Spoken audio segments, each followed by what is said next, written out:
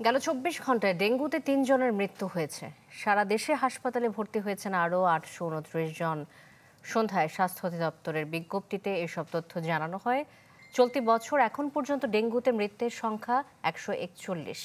এর মধ্যে সেপ্টেম্বরের ২৬ দিনে মারা গেছে ৫৭ জন।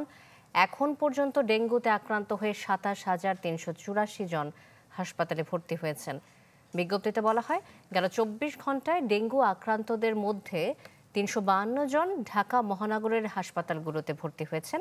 এর বাইরে ঢাকা বিভাগে ১৭২ জন, চট্টগ্রাম বিভাগে ৯১, খুলনা বিভাগে ৭৩, বরিশাল বিভাগে ৭১, ময়মনসিংহ বিভাগে ২৩, রাজশাহী বিভাগে ২৪ ও রংপুর বিভাগে ২৩ জন রোগী ভর্তি হয়েছেন। এ পর্যন্ত দেশের বিভিন্ন হাসপাতালে ২,৯৩১ জন রোগী চিকিৎসাধীন রয়েছেন।